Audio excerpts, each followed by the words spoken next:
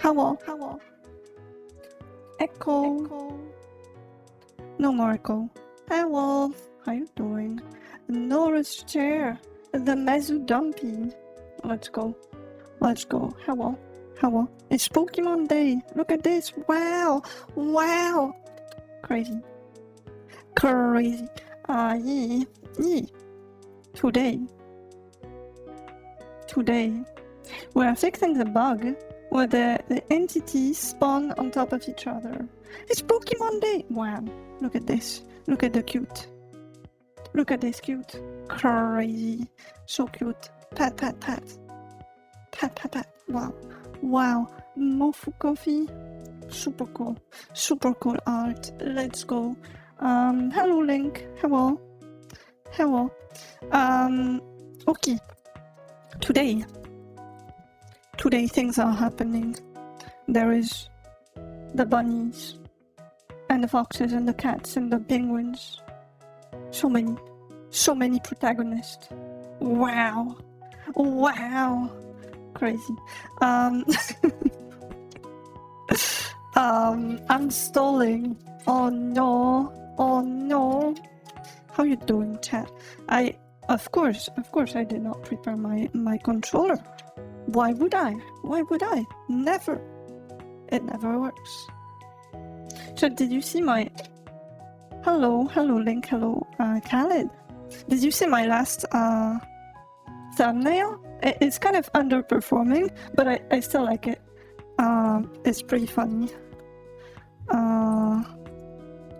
Did you see my thumbnail? I don't know. May you send a song link? I'm probably not gonna play a song on stream because of DMCA issues. Yeah. You don't think you've been in a single stream where the controller worked at the start? Yeah, it's tradition now. It never have. It's yes. It's you should make your Astatin bingo card. This one, I don't know. I like the quality of this one, and also the joke is kind of dumb. I don't know. Grumpy? I'm not grumpy. But like the DMCA thing is like you can send links, but the problem is that I cannot play it. So it's, I don't know. Is it useful? I mean, I'm of course you can send links here and in the Discord if you want, but yeah, I don't know. It will not be on the stream. It is Astatin. Wow. Hello, Dandelion. You can play it without audio? I mean, I don't know. Okay. Look at this. The gamepad is connected. Crazy things. Wow. So here, at the very beginning, we have the chance to it's not just we don't want the entities to spawn on top of each other, but we also don't want the entities to be able to spawn on top of an object, because it's yes. How am I doing today? I'm doing pretty good. I'm doing good. I'm still gonna look at what link you sent, but I'm not gonna play it. Oh, I cannot read. It's in Arabic. I see. I can't read Arabic.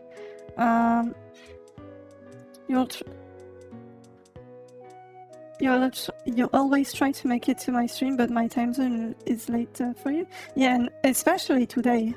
I'm 1 hour and 30 minutes late. A bit more. 1 hour and 40 minutes. What the? No problem, Karen. No problem. It's fine. Not Gameboy, Bunny Game. But yeah, what do we do? We do the Well, should I first do so that the bunny can... Not the bunny. Well...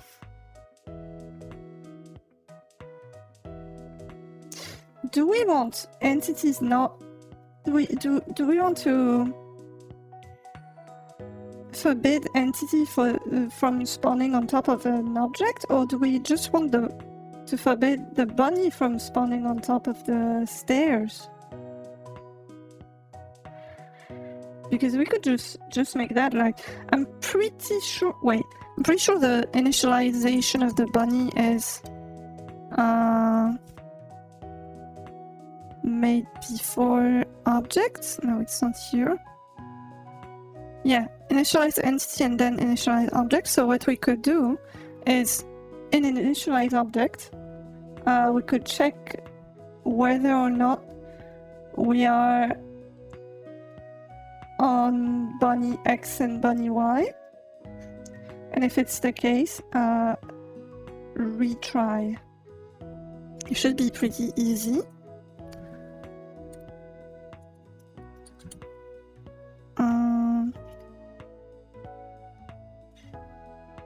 Map objects. I don't like it's okay probably if the well, if it's this. Wait, it's even better. If the objects are initialized after the entity, we can check whether or not the objects are on a collisionable tile, and so it also works with the enemies. A historic thing.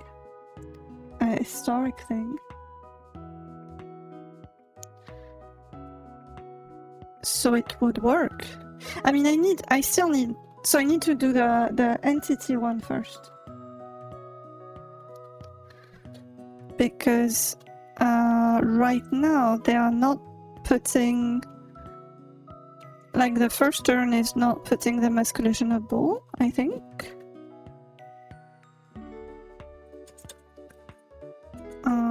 Which is also a problem. Well, maybe the first turn is putting them as collisionable, but they're not being set as collisionable at initialization, I think. Collision. Reset entity yes, it's after here.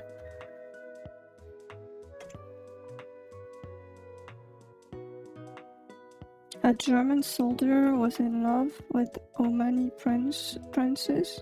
She ran away with her. Oh, I see.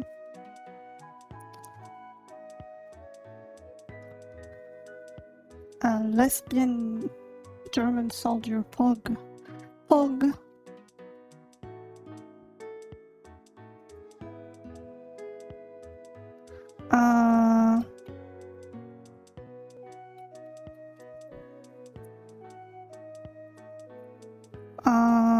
Initialize enemy.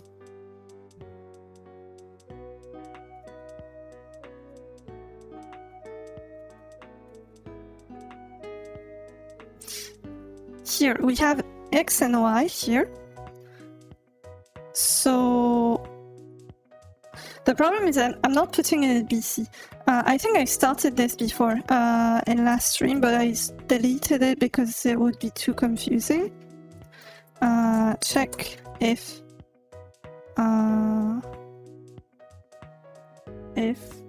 spawning on collisionable tile. So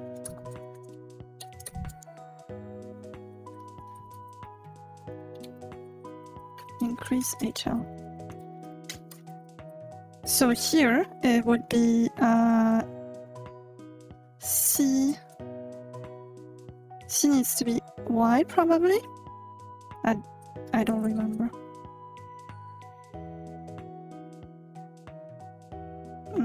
Yeah, I think it is this. I'm just gonna check. No? It's not in utils? It's not in utils.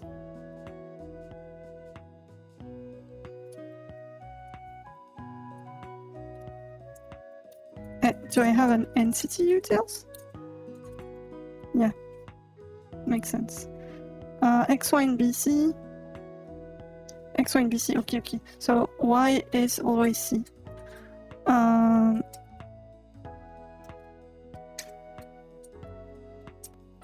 Decrease HL. LDC.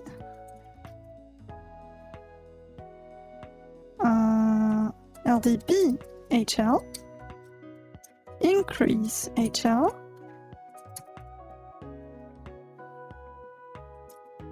Right.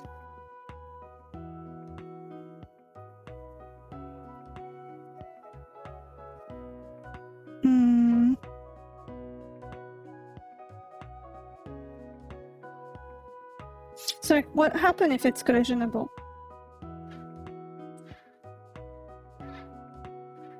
Another YouTube video. Next song. Oh, I see. What happens if it's collisionable? Because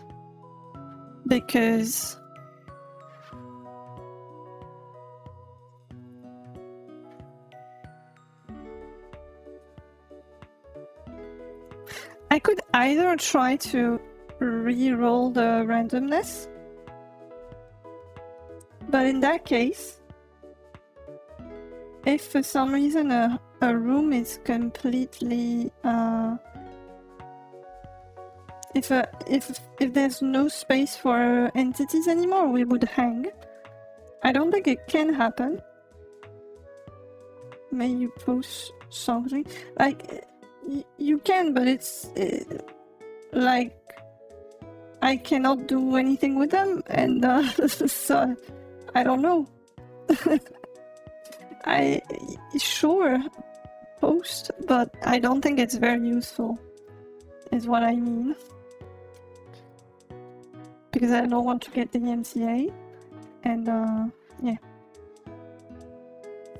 And also I'm posting my VODs on YouTube, and it would be a pain if I can DMCA here, even though Twitch is a bit more nice, I think.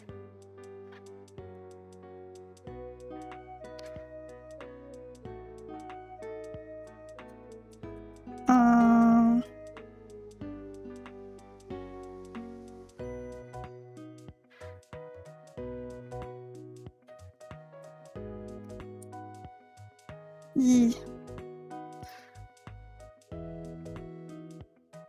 No problem, no problem. It's okay. So BC here is the position we want to test. The Astatin theme song is OP. Thank you. Thank you. I really like it too. It's pretty cool. It's made by someone that sometimes comes to chat, whose name is Rob Coda.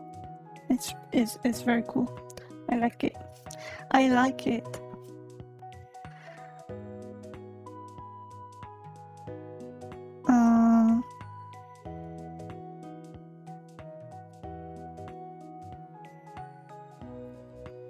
So I need to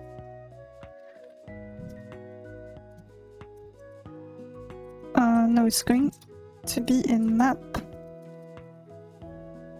Loading? No.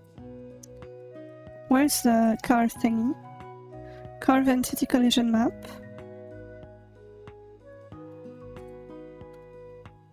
It's an entity collision. So there's this one, and there's it's collisionable. Okay. Okay.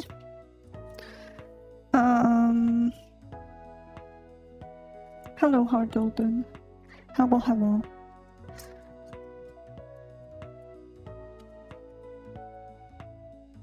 So is collisionable XY and BC. Here I can call it, and the result is an A. So it doesn't change anything except A. And I think I can just call the car identity collision map right after because it doesn't do anything anyway if it's already collisionable, and I can't. Well, I could make it here. If it's collisionable, so not 0.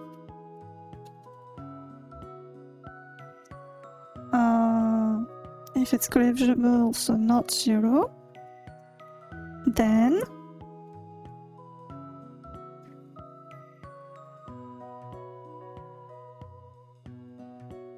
we don't initialize at all. But like it's initialize enemy. How do I initialize the bunny? Oh, the bunny can be different, okay. Oh, so I can remove the check here. I can just carve it. Because I'm supposed to be sure that... Thank you, Wallace. You happy. Let's go. Let's go. Wallace is happy. Pog. Happy. Happy Astatin too. Let's go.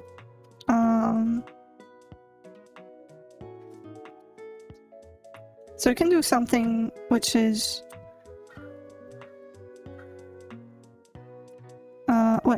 Well, if it's so if it's not collisionable, then just I guess continue. Not continue, but like no collision. Because like if it's collisionable, then we are here, and we need to reset all of the things that have been said before. Yuki! Hello, Yuki. How you doing? How is the cute weird cat doing? Very cute. Extremely cute. Extremely cute. Super cute. And everyone should go follow. Follow! Everyone go follow. Of course. Of course. Let's go. Let's go. I'm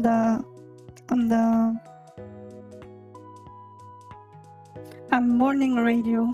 Morning Astatin radio. Let's go. Let's go. I don't have a radio effect. I don't know how to do it. Is it just... Maybe it would sound bad. I don't know. How am I? I'm good. I am good. I started a bit late. But I did start. Let's go. Let's go. I did the thing. Check if spawning on collisionable tile. So if it's collisionable, then we are here and we need to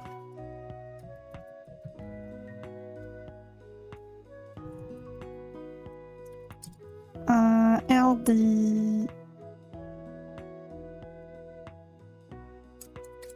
XOR A, LD HL minus A, LD HL minus A, and LD HL minus A. Foxton, indeed, Foxton.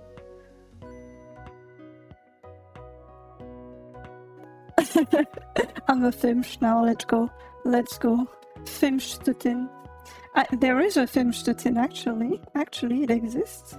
It does exist. What is this?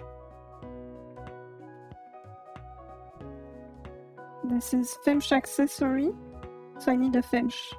I need the Gameboy Fimsh. Where's the Gameboy Fimsh?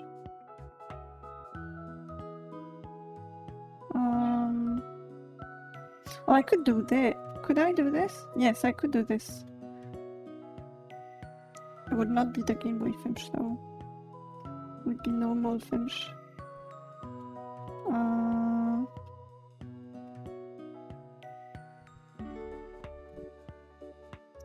A Fimsh.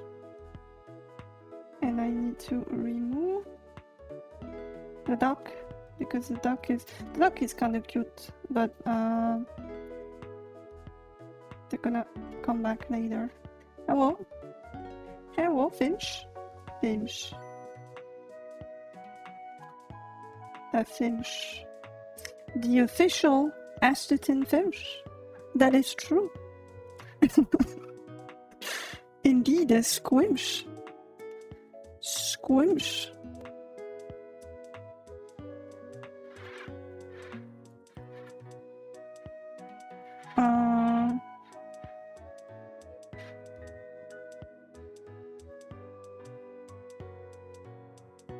A Dunfinch, indeed. This is a Dunfinch, but with actual glasses, the actual official Astatin glasses. Wow, wow, and the actual official Astatin. I don't know what it's called in ribbon. Yes, ribbon, and the buns, and ahoge, and yeah.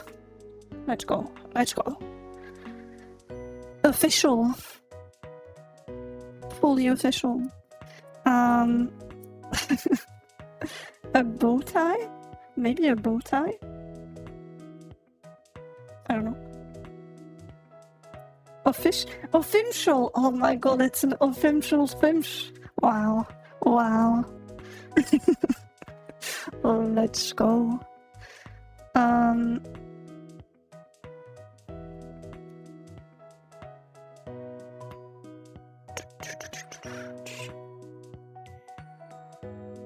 So yeah, we are here, and then we return in that case. And that is all that is needed, I think. Question mark? Like if I do this, do they stop spawning at all? They should not. They should not stop spawning. I already have a... yes. Learning Godot is easy. There are many jams on it. I do not doubt it. I would believe this. Yes, it does seem true.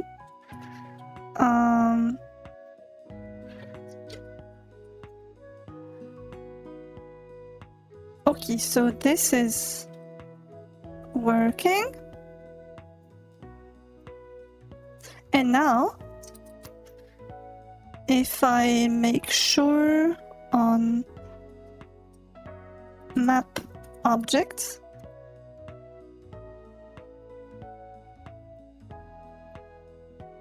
wait, is initialize enemy also used outside of here?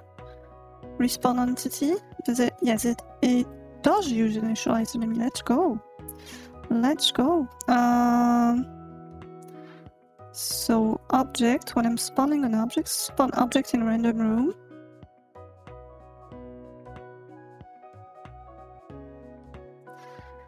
Mem number of room. Need a partner to develop games? Yeah.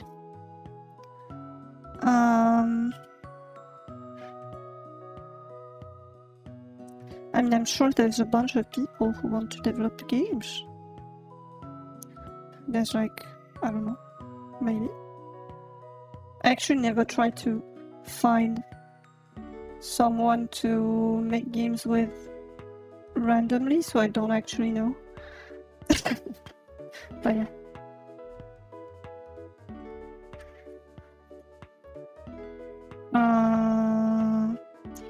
Objects. Objects.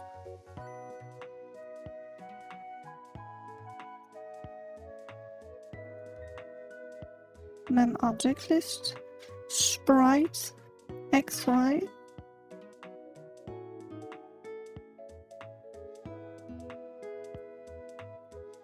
For the object one, I need to re-roll,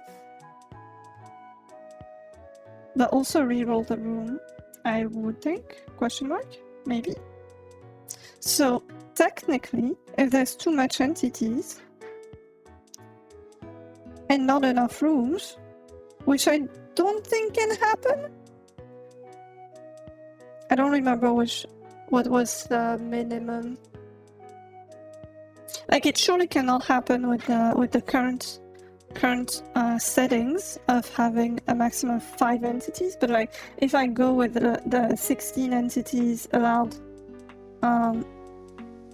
in memory, Astatin Finch, indeed. Used to do that since you are homeboy trying to find some. Oh, I see. You finally figure out how you make overlay in a starter when it's not in the active workspace.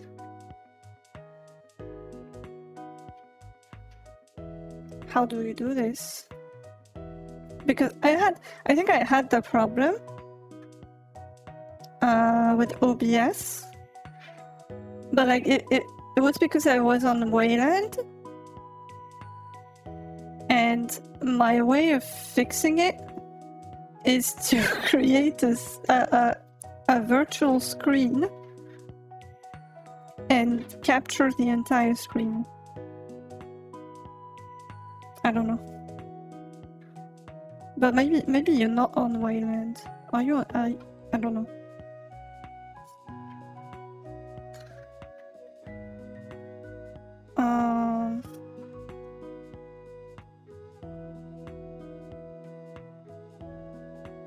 You've seen that suggestion everywhere, but it feels so hacky. It is extremely hacky indeed. I actually thought of coming back to X11 just for my stream, but yeah, I don't know.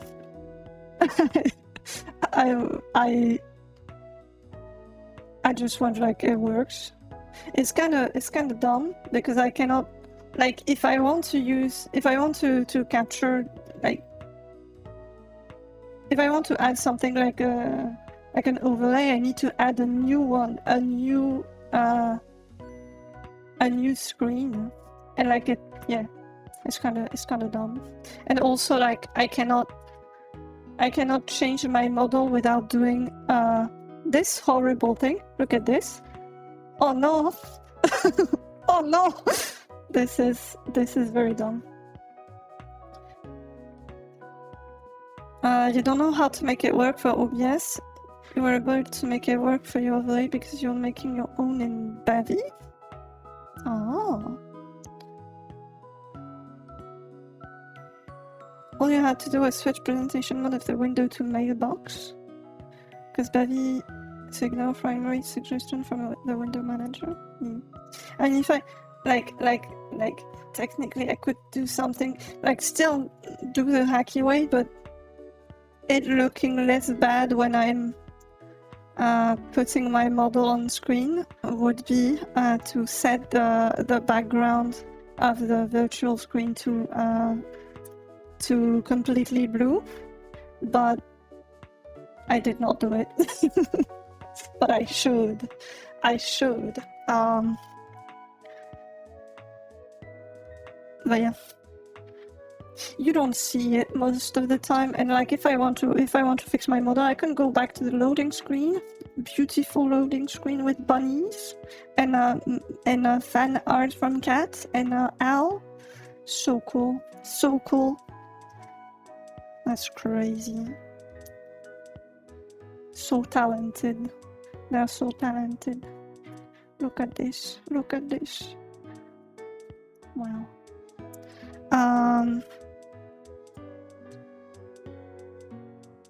Okay.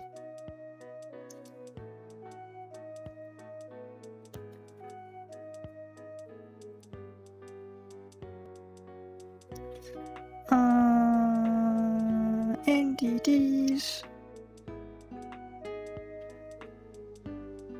What do I use for my avatar? I feel like transparency rendering should be bug standard by now.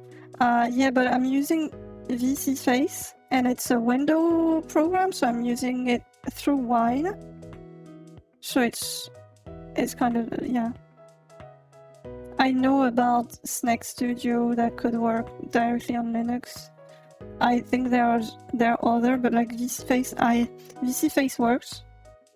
and without having my CPU too high.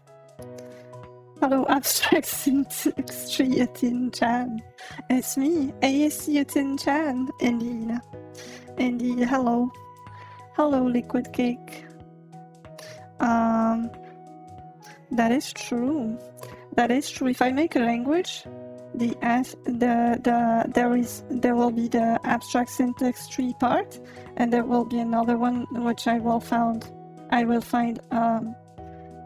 like the, I don't know, like the other module will do it in lick. What? Am I getting licked? What the?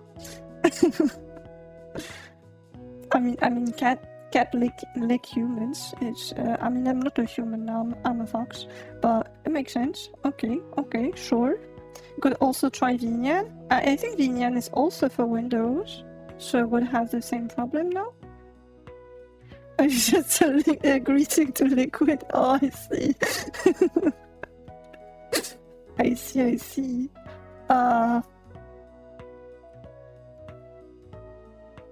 I'm kind of surprised you're not written your own vtuber renderer too. Like, at some point, I wanted to contribute to Al did something in Rust that does render the VTuber avatar but doesn't do anything, I think. Well, like, it does something for her, but like I don't have the same setup, so it doesn't take the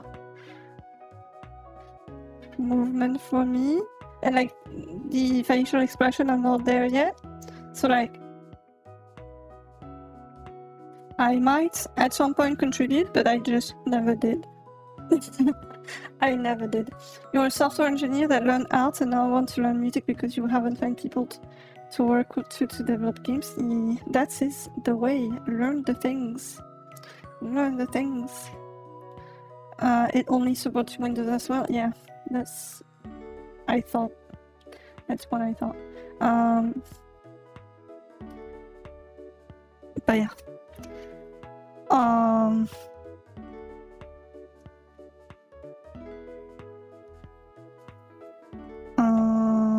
Spawn object in random room. The random room. Room. Room.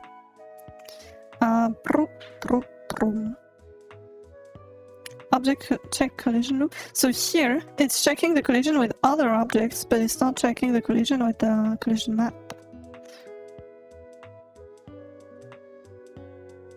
So decrease HL.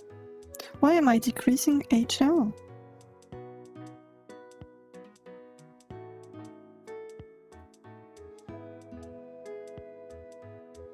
Oh yeah, because okay. I also need to do LD C HL, decrease HL, LDB HL.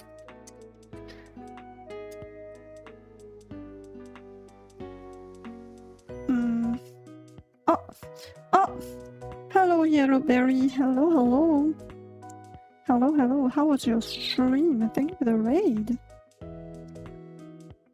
I'm gonna shout you out. You're getting shouted out. What were you doing? What was the stream about?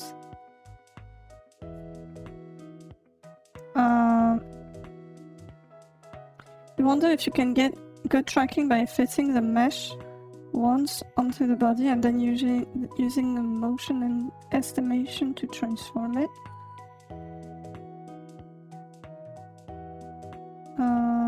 Good tracking by fitting the mesh once onto your body and then using motion estimation. I'm not sure what you mean. It's too hard for me to understand. I don't know. But like, I'm pretty sure that because VC Face and Vinyan and Snake Studio, all three have like very different way of displaying the facial expressions, so I would assume that this is not trivial. I don't know. It was good you played a new game today. It's a really cool movement game that just came out. It's called The Local. The Local. The Local. The Local.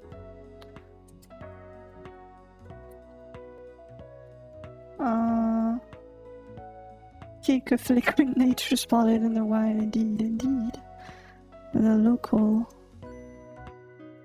Motion estimation is computing the movement in image. It's used mostly in video codecs.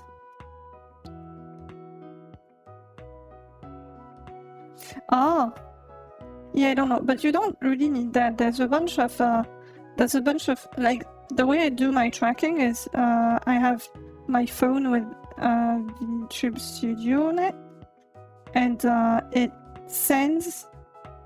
can send to the computer like a bunch of, like, basically the position of everything. And I'm pretty sure there's other, I think Abby uses a different kind of tracking that is a standard one from Google and probably open source, so I don't know. I don't want this. No. What is this? Okay. The Local. Oh, it's this. I see. It's broadcasting. Watch the developer play. Okay. I thought it was something unrelated. But it's lagging. Oh no. Seems really cool. It's very laggy.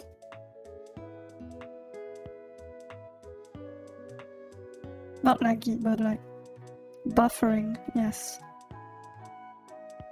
That does seem really cool. Wow. Hog.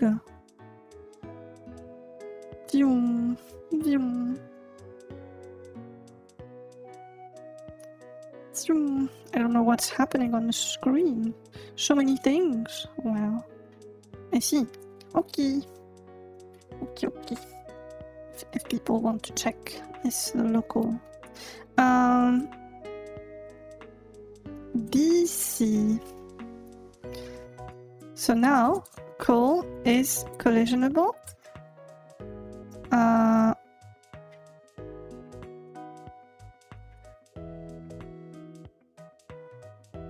You saw a cool puzzle game demo recently called The Locator. It's like GeoGuessr with a fantasy map, but the locations slowly get more and more difficult and you need to start guessing based on more than what you just see in the photo. What do you mean? More than what you just see on the photo? If it's GeoGuessr, do you have any other information than the photo? It's actually quite civilized here. Wow.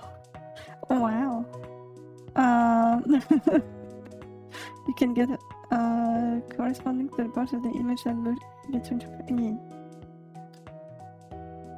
How are things going around here? We are currently fixing bugs and doing the assembly. And yeah. Yep. That is what is being done.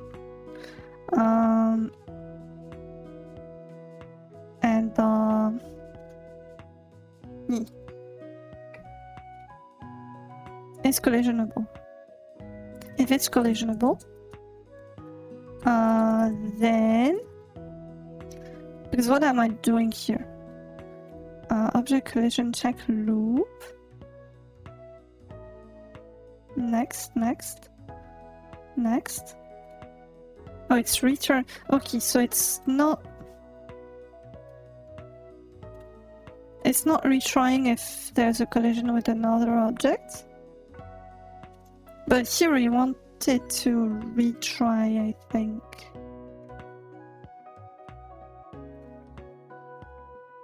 Because, like, if the stairs are trying to be on the bunny, we still want to have stairs.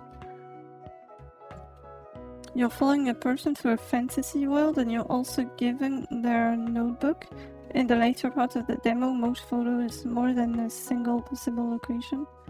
Another YouTube link. Is it music again? Maybe? It looks like it. I see. You're also given the notebook in the later part of the demo. Most photos have more than a single possible location, so you gotta use clues left in the notebook to figure out which one is correct. Oh, I see. It's a detective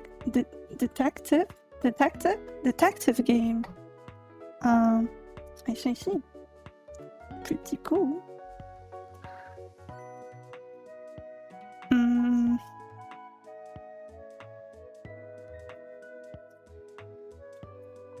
It's kind of the return to Astatin, but instead of guessing people, you're guessing location. Oh.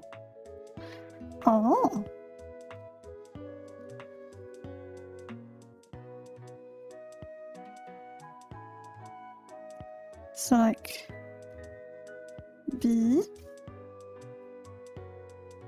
is collisionable. If it is collisionable, then we just jump here. I think I don't need jump table ID in E, object pointer in HL. I think HL is back to its position here, since we decrease here. And well, yes. So jump table ID in E. We don't use E here. Nope.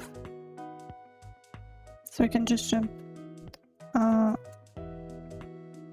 Random room.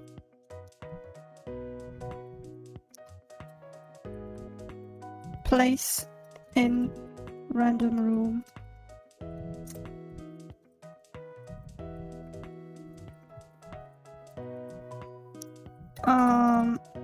So technically it could. There is a possibility if the rooms are too small and there's too many entities, it could hang, but it should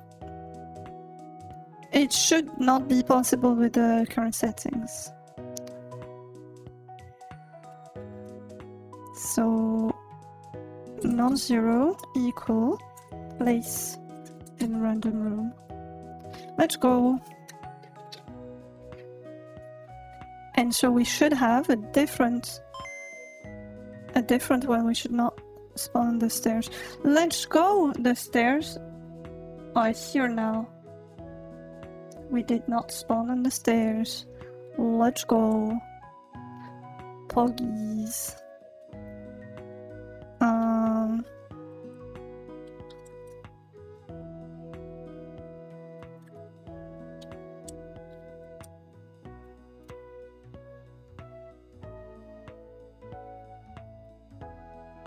This is a problem. This is never supposed to happen. Stop? What do you mean stop? There it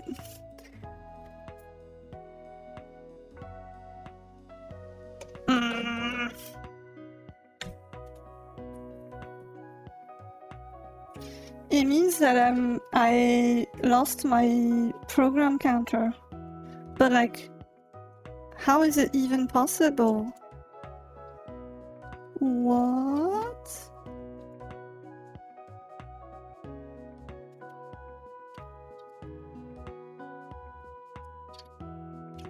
What? Impossible. It's wild. Crazy.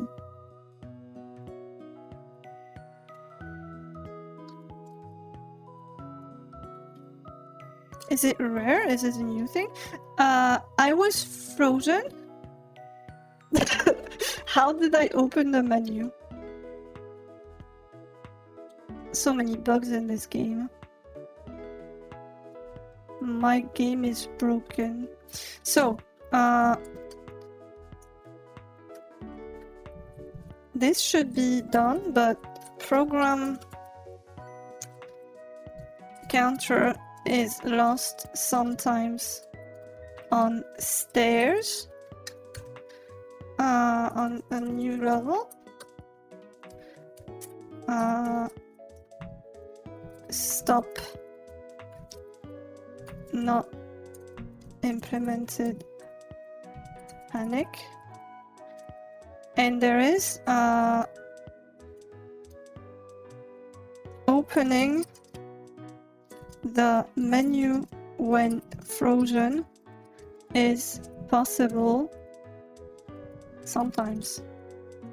Question mark. Many bugs.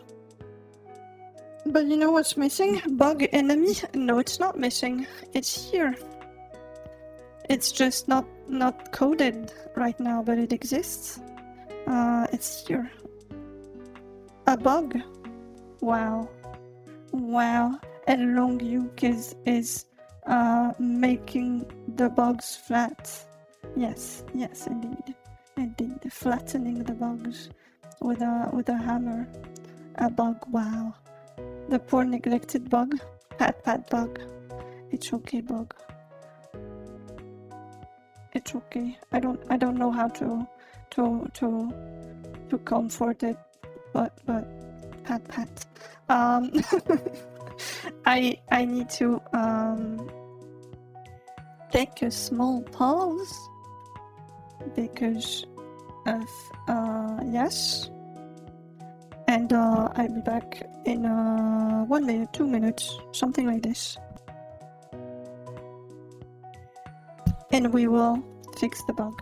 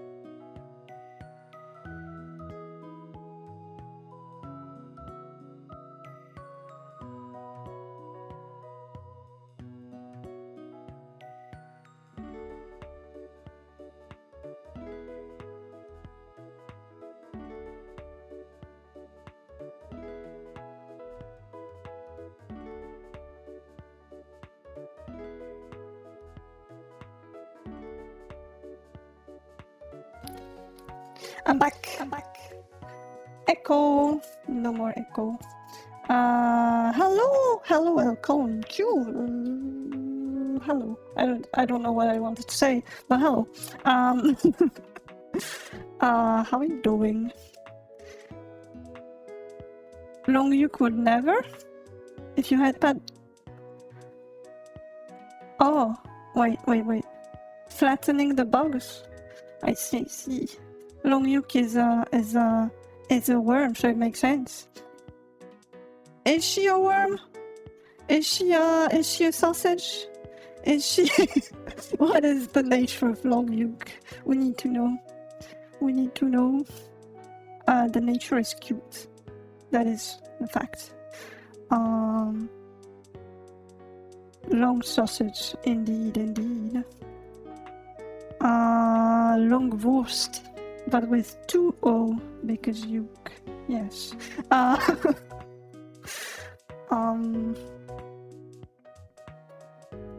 So did work, and we had more bugs. Program counter is lost sometimes on next level, on new level. It never happened during my test before. Not edible? Okay. Not edible. But like, what if your, like, do birds eat long yolks? Does it exist? If you want a green A-sprite theme, this one is good. Can you change the time? Oh, I see. Pretty cool. Wait, I'm gonna show it. I'm gonna show it on the screen. Oh well, this is an A-sprite theme. Wow. She seems scared of birds. I see. So it makes sense. It does make sense. Pretty cool. Gameboy A-sprites. Let's go.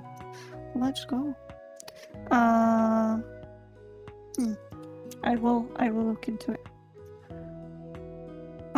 The green guy, is it a Kronk reference? Is it no, the green, Mr. Green? I mean, it would make sense, right?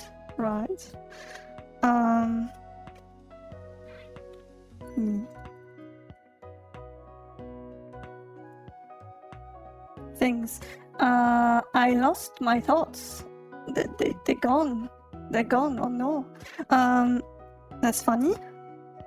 I'm happy you find it funny, but I don't even know what is funny.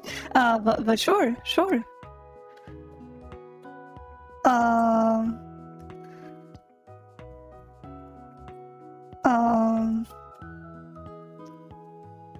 Oh yeah.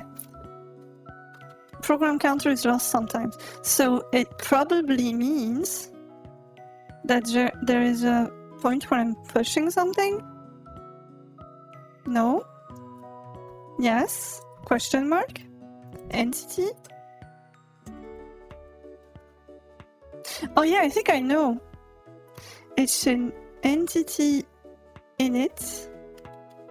Entity? What is happening? Entity init, yes. Here.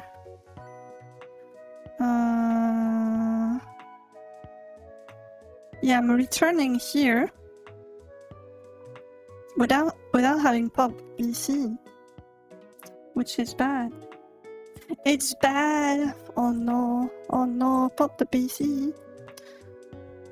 So I need to do this. And no more problems. Well, before the return is better. Does it make sense? It does.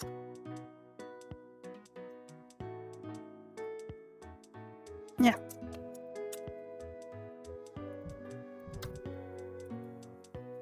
So now we should not have the program counter problem anymore. And it was caused by the fact that 2 entities spawned at the same time.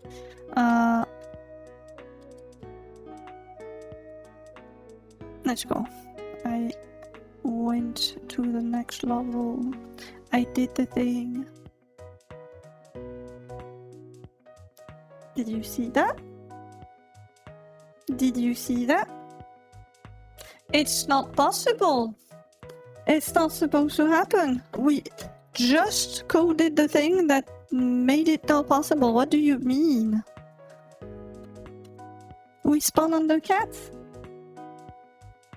We spawn on the yolk. Oh no. Long yolk escaping with it. Oh no. She stole my thoughts. Oh no. Shock, indeed.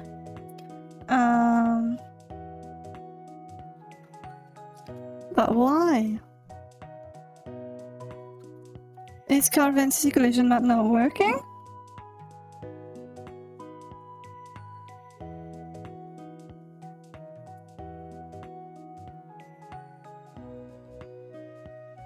Or is this not working?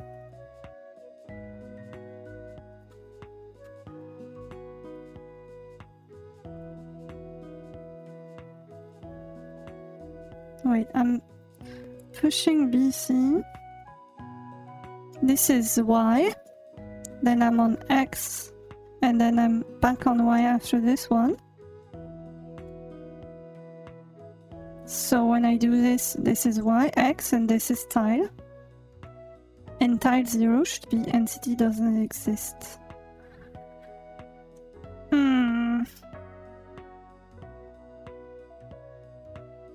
Fox, you see the game was rigged from the start.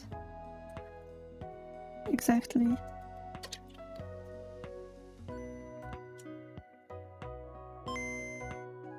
I don't like the fact that it panicked here. It panicked for another reason that is another bug that is known. But it's a problem because I kind of wanted to see if the cat was moving or not. And I did not have the opportunity to see.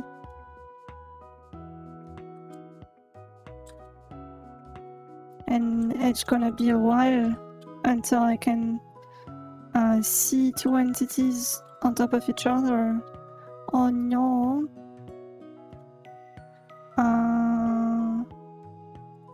Let's just here. Wait, I know this map. I know this map, what the? I mean, it makes sense. It's just that we followed the first,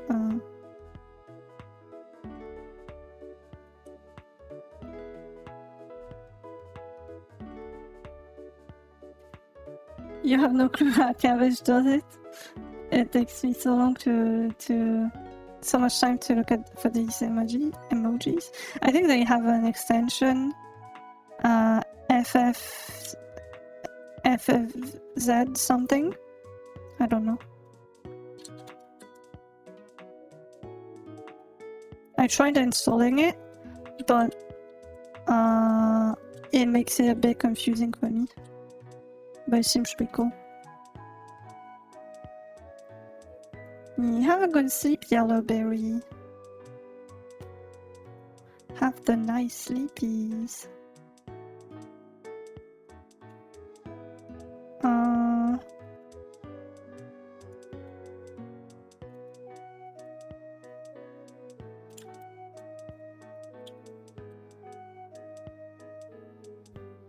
Could I force? Oh, I could do this. What if I spawn all the entities, including the bunny, on 1616? So here, A, 16, and in theory, we should not have any other entity than the bunny if my code was working, but clearly it's not working. What? Oh! I understand. I see. It's initialized enemy. It's not initialized entity. I'm dumb. That is the answer.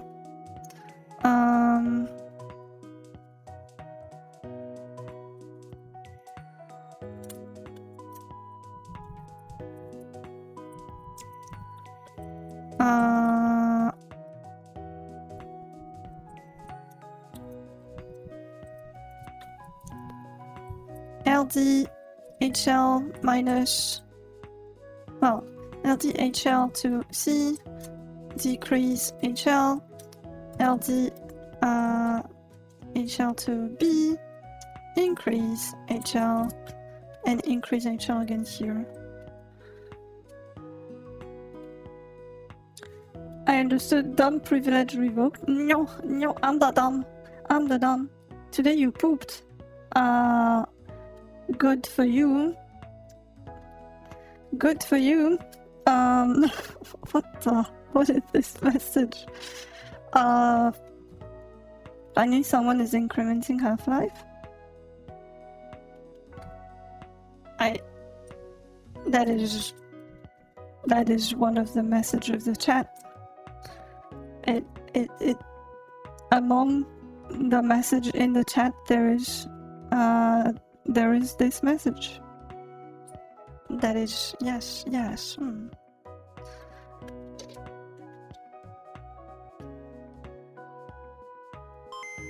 Pauline?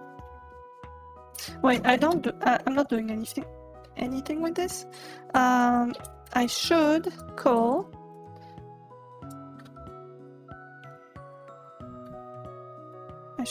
What? I should call curve entity collision map. Curve entity collision map. Oh my god. Yeah, don't. I don't know. Sure, if you want. It can be poop day if you want.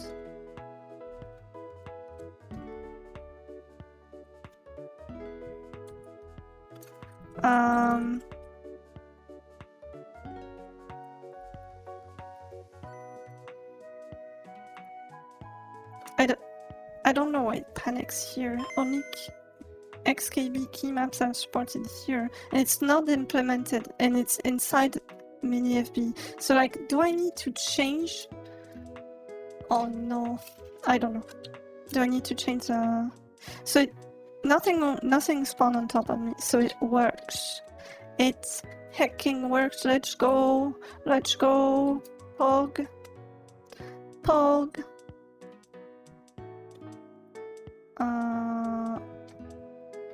We did the thing.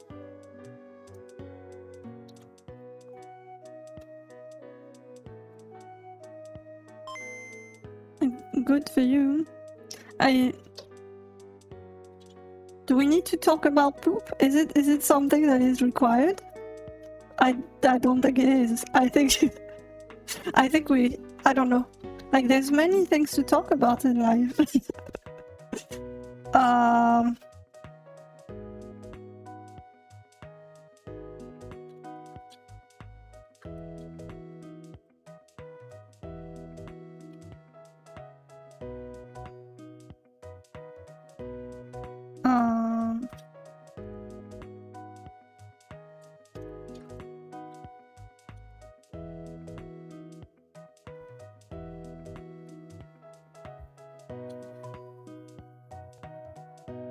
There were things to talk about. It's true. But there's better things to talk about. It's like there's many subjects. Like a cute witch in the chat now. Hello witch. Hey yo. The fox can shoot through walls. Yes, the fox can shoot through walls, and I can hop through walls. It's kind of dumb, but like. It's just leaves. It's foliage, so it like, it makes sense. Like, if it's a laser, it should burn the foliage. So it does kind of make sense if you think about it. Maybe not.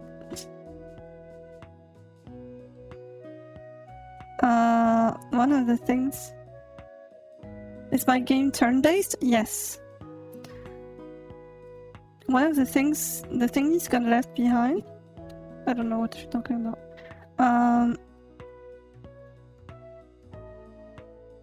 Cute witch where? You see cute fox? It's just because we are looking at each other. Let's go. Cute witch. Cute little witch Oz. You're getting shouted out?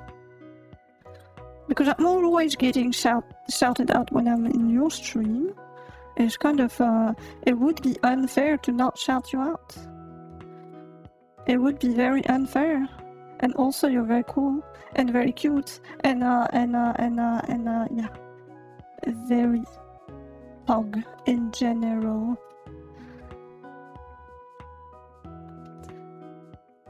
I feel like if you wanted an enemy with projectile, you should have gone with for spitting llama.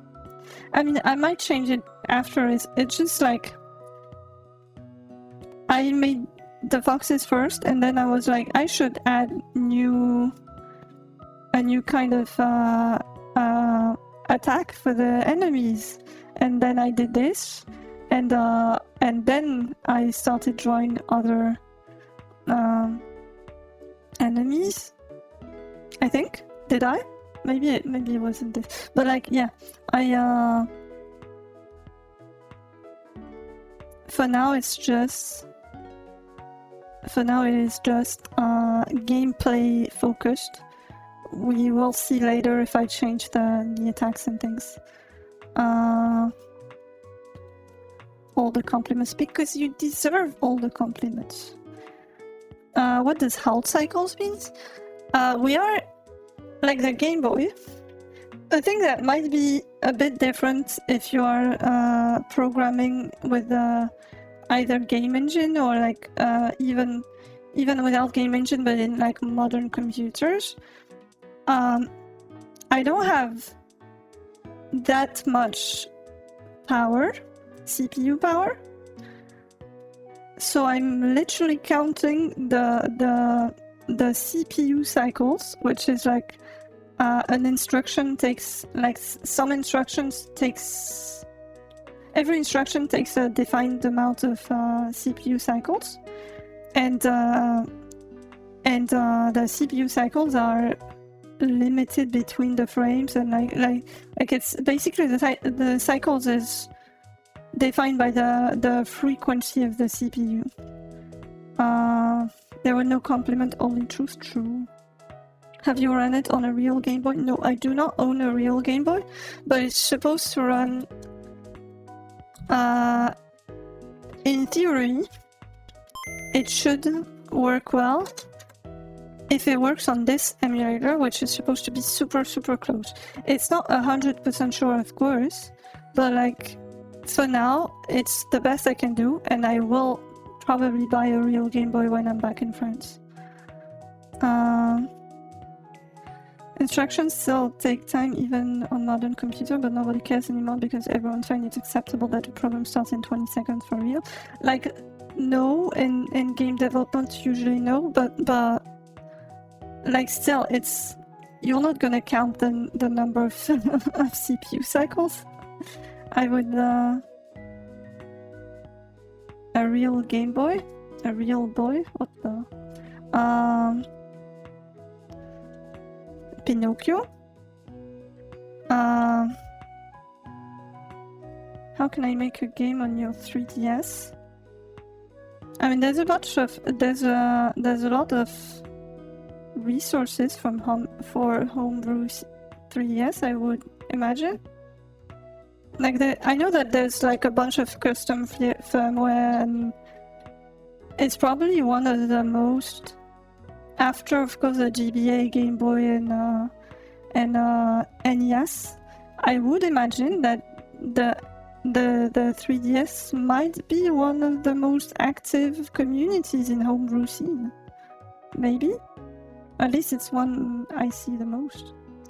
So like, you look on Google, homebrew 3DS. Big modding scene for the 3DS, yeah, exactly. You actually have an own Game Boy Color somewhere, it still works too.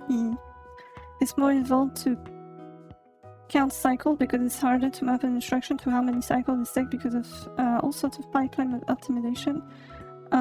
And you also have to consider that computers are multitasking now, but it's doable. Well, it's doable, but it's not very useful because, yeah, as you said, like optimization are done before compile time. You're not coding in assembly directly, so like you never know what change.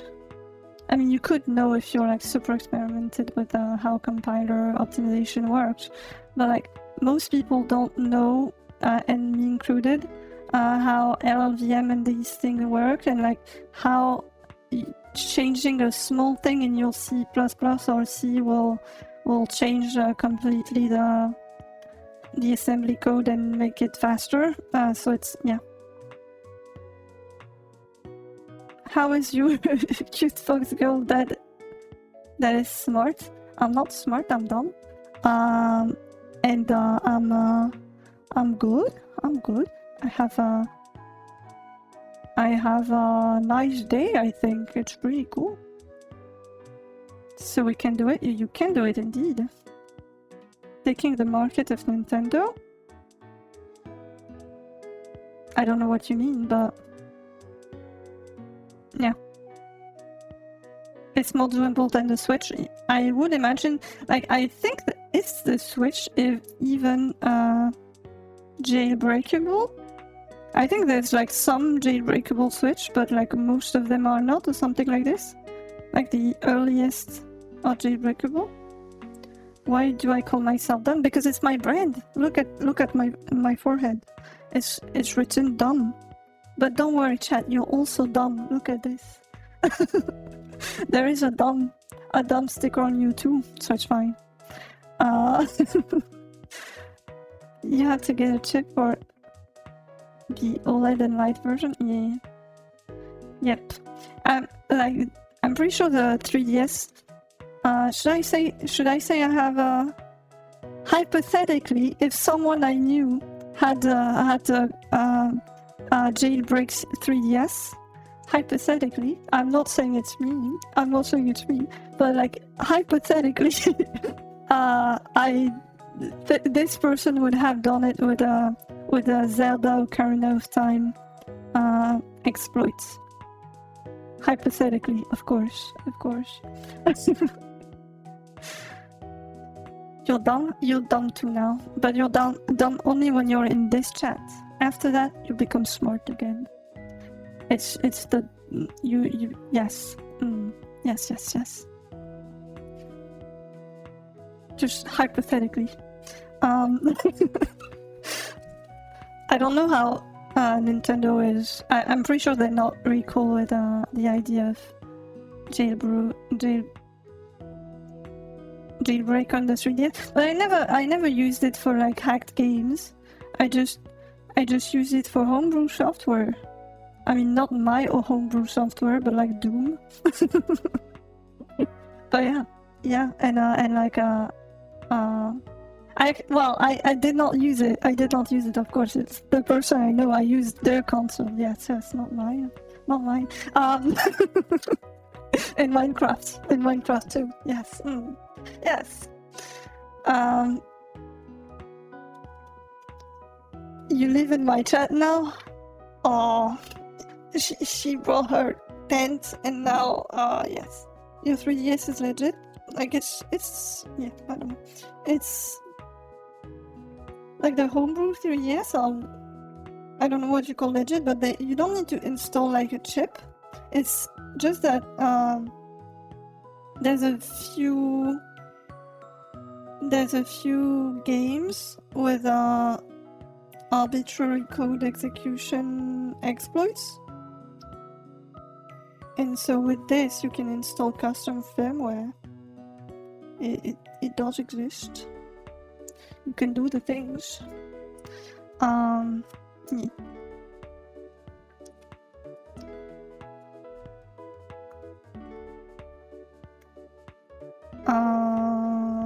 But for the Game Boy, there's no need for it. There's no firmware on the Game Boy anyway. I mean, there is the boot ROM. I don't think you can change it. Because it's ROM. Yes.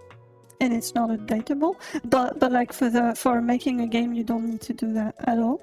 Technically, you have to include the Nintendo logo, but like there was a court case about it, and we are allowed to use the Nintendo logo without having, like, for this specific case, without being in trouble. As a dev, hate someone hacking your game? You don't hack the games. Don't hack the games. The homebrew is cool. all you need is your broom and hat, and good to go after that. Let's go. Can I have the hat too? Can I steal your hat? You can ask me for a free game. You can ask. I mean, I don't know. I don't even know what game you did. You can showcase them on Discord, by the way. By the way, there is a showcase thingy, and I'm interested in knowing what people do. So, like, if you want to send your games or your art or your whatever you're doing, you can do it. You can do it. It's possible. And also, like, if you stream too, you can also send things on the Discord. Everyone sends things on the Discord now. Yes.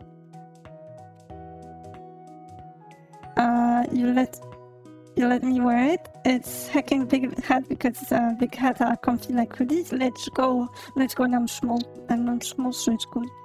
I'm a small Astatin. So I will be hidden under the hat. Yes. Fog.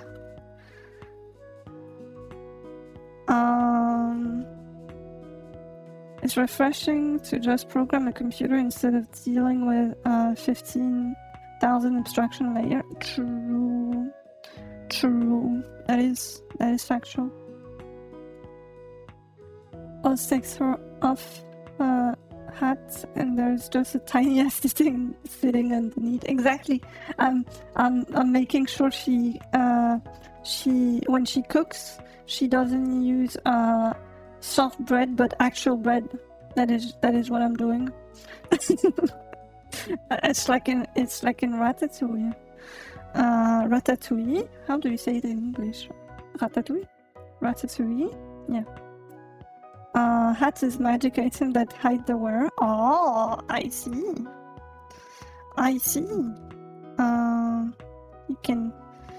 You can hide inside the hat. That's fog. What was the other bug? There was a bug with freeze. Opening the menu when frozen is possible sometimes. You love that movie? Let's go.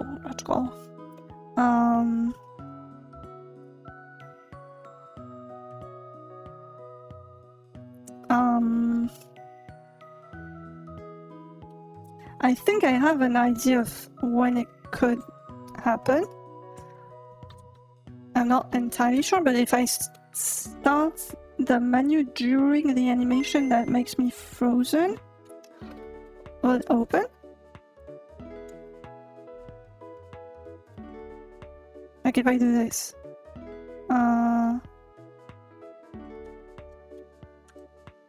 Yeah, it worked. Let's go. Look at this. I can hop. Well, I cannot hop apparently. But I can freeze other people while being frozen. That's crazy. Can I hop?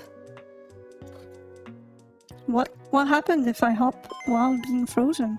I think it would break everything because I'm pretty sure.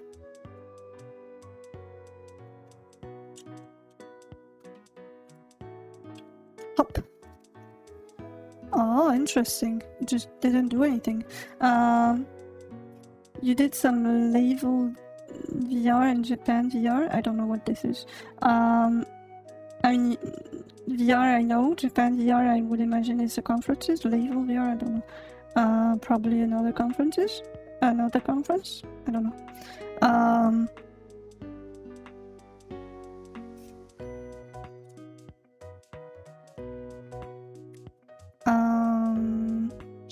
So how do I make sure that the menu is not openable? Oh, friends label. Yeah, I don't know. Cool. How do I make sure the menu cannot be opened?